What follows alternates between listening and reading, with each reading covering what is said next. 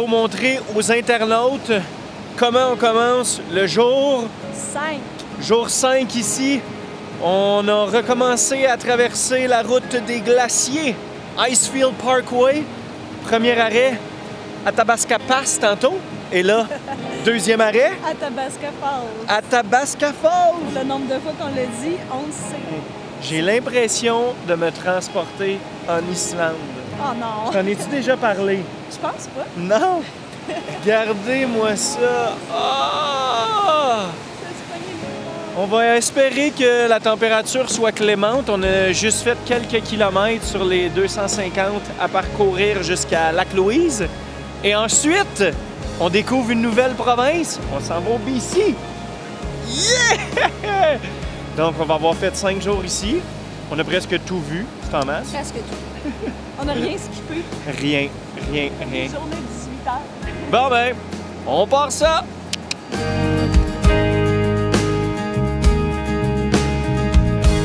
C'est reparti. On roule encore. On doit revenir sur nos pas sur la route des glaciers, la promenade des glaciers, qui est en fait une route en haute altitude, directement dans les Rocheuses, et qui, sur 229 km, relie Jasper au lac Louise. On dit même qu'elle serait reconnue comme l'une des 10 plus belles de la planète. Et là, notre premier arrêt principal, c'est les chutes Athabasca. Et pour un premier arrêt, c'en est tout un. Il y a plein de beaux points d'observation. Et ici, on peut vivre l'expérience offerte par la plus puissante des nombreuses chutes du parc. Et en se promenant, on peut entendre le rugissement des eaux. Sans joke, c'est magnifique. L'eau qui descend en contournant les roches, la neige tout autour et surtout la glace. Cette glace limpide fixée sur les parois rocheuses escarpées. Avec le turquoise de l'eau au milieu de tout ça, c'est juste débile. Les chutes sont peut-être pas très élevées, on parle d'un peu plus de 20 mètres, mais la rivière qui les alimente la rend très puissante. Prenant sa source dans les glaciers du champ de glace Columbia, la rivière Athabasca constitue le plus grand réseau hydrographique de Jasper. C'est donc pas sans raison que l'érosion de l'eau a créé des marmites de géants et un magnifique petit canyon. Et nous, ben on marche à travers tout ça.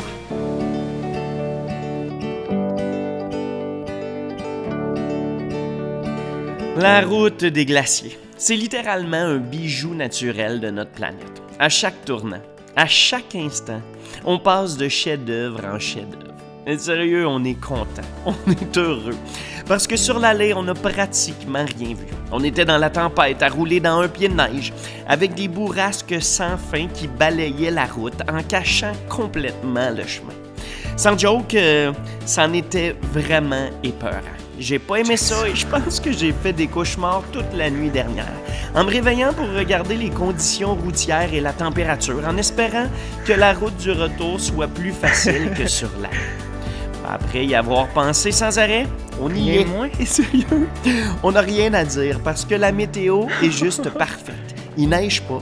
On est excité fois 1000, excité de finalement voir où on roule et voir cette beauté sans fin qui nous entoure. Cette beauté sans fin sur une route entourée par des montagnes enneigées avec des sommets majestueux. On est comblé et c'est juste de toute beauté. Le ciel est clair, le ciel est bleu et on peut profiter au maximum de cette route plus que parfaite. Une route où chaque arrêt est une surprise en soi, où chaque arrêt est un cadeau de la vie. Le paysage est ponctué de plus de 100 anciens glaciers. Il y a des chutes impressionnantes, des lacs blottis dans des vallées profondes. Et souvent, on longe une rivière sans fin qui semble voguer paisiblement dans un horizon infini. De surprise en surprise, on continue sur la route des glaciers. On s'arrête à tous les viewpoints, à tous les arrêts intéressants. Pour l'instant, on ne pourra pas faire ça tout le long, sinon on va en avoir pour 2 jours. Mais là, deuxième arrêt principal, qui sont les chutes Sunwapta. Sunwapta! Je le vois écrit devant moi, là. Fait que je peux pas me tromper. Mais un petit pont qui traverse tout ça. Et on est dans la neige, pratiquement tout seul. Il y a tout le temps 2-3 personnes qui sont là, mais pas plus. Mais la grandeur du site, on est chanceux, il fait toujours beau. On en profite au maximum.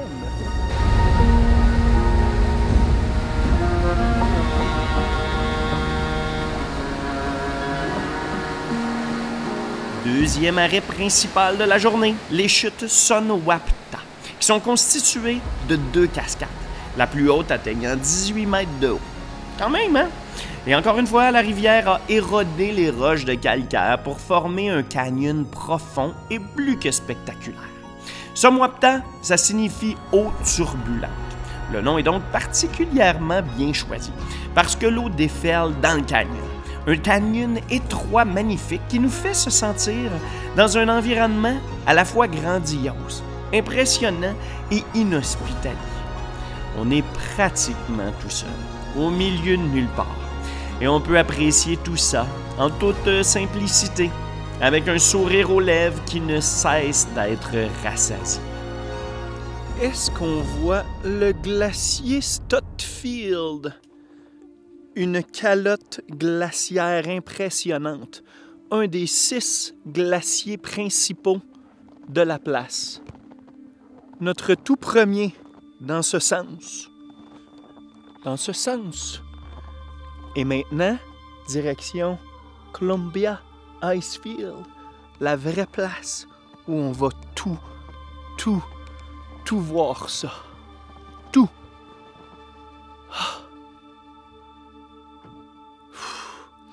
Vous voyez à quel point c'est calme. Il n'y a pas un son, il n'y a pas un bruit. Il y a juste nous et cette nature scintillante.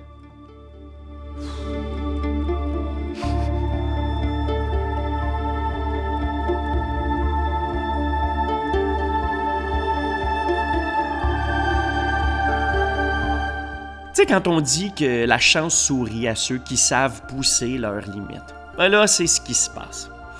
C'est juste incroyable, hein? C'est incroyable de rouler sans fin comme ça. Et tout d'un coup, entre ciel et montagne, se retrouver face à face avec des animaux qui se promènent tranquillement sur la route. Comme ça, tout bonnement. Et nous, en même temps, ben, on réalise qu'on est rendu à la fameuse plateforme. On est rendu à la Columbia Icefield Skywalk, une allée piétonnière de plus de 300 mètres de haut, en forme de U, et qui est complètement dans le vide. C'est malade, hein? Une plateforme tout en verre perchée au-dessus du sol de la vallée de Sonwapta, et qui offre une vue d'ensemble imprenable sur les montagnes et les vallées enneigées du parc national de Jasper.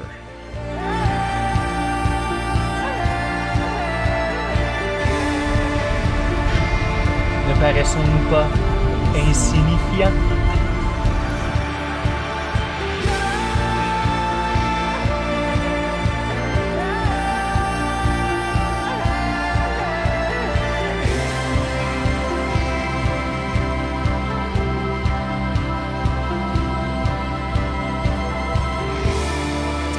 Ouais, ben là, mes amis, c'est pas mal une des vues top sur cette route-là. On est rendu au fameux champ de glace, le Icefield, le Columbia Icefield. Donc, le champ de glace de Columbia. C'est d'ici que l'été partent les fameux gros autobus avec les roues immenses qui vont probablement sur le glacier que vous voyez en arrière. C'est une ride, on part pendant pratiquement, ça doit être une demi-heure pour y aller, une demi-heure à marcher sur le glacier, puis une autre demi-heure pour revenir. Là, il n'y a tellement pas de touristes que c'est fermé. Et j'imagine qu'avec la neige, les camions ne voient pas les crevasses, donc ça doit être extrêmement dangereux. On ne peut pas s'y aventurer pour les mêmes raisons, parce qu'à pied, ça serait un peu trop risqué. Mais regardez-moi l'étendue autour. Il n'y a aucun son, à part l'avion qui passe au-dessus de moi. Pas de son, pas de vent. Quand on est passé avant hier, on voyait pratiquement rien. C'était des bourrasques. Même que j'ai vraiment eu peur parce que sur la route, on voyait pratiquement rien. Ah. On voit l'immense chalet, l'immense place où on peut s'arrêter. Et là, ben, c'est le temps de repartir et de continuer ça. Je suis ému. Je suis pratiquement ému tellement c'est immense, c'est grandiose. Ah. Ben, je retourne à la voiture.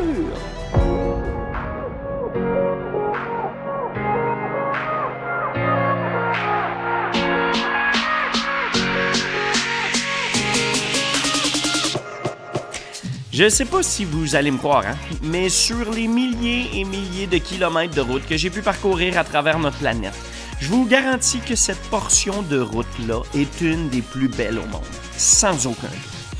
On se sent si petit, on se sent si petit, si seul au monde dans cette grandeur infinie qui nous entoure. C'est tout simplement magique et magnifique. Et tranquillement pas vite, vous le savez peut-être pas, mais on s'approche de plus en plus de la fin pour cette province sublime de l'Alberta. On va bientôt franchir la frontière en direction de la Colombie-Britannique. Rien de moins. Émilie se trouve un spot à selfie. Regardez-la comme elle est concentrée. Elle cherche une photo de profil Facebook depuis le début du voyage. Regardez ses angles. Hein? Puis là, elle a lavé ses cheveux hier pour la première fois du voyage. Fait que là, c'est le temps de prendre des photos. Ah! You're a brave soul. On nous a dit ce matin qu'on était des brave souls pour traverser cette route. Mais les conditions, ma foi, idéales. Idéal. Idéales. On a même du soleil. Faut pas non plus exagérer, c'est trop idéal. Mais là, je pense qu'on se pense ça, pas de manteau, par exemple. Je pense qu'on va rentrer. On va finir cette vidéo-là. Direction Lac-Louise. Ouais. Peut-être avec 2-3 arrêts de plus. Ouais, Whipping Falls. Et puis là, il y a un corbeau qui nous suit depuis tantôt. Oh! Bon, sur ce, on continue.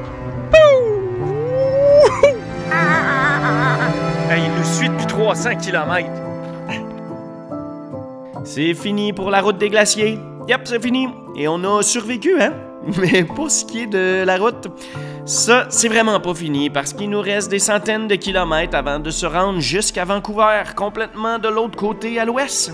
Ouais, vraiment des centaines de kilomètres. Et de mon côté, je vous invite à nous suivre comme d'habitude parce que l'aventure est loin d'être terminée.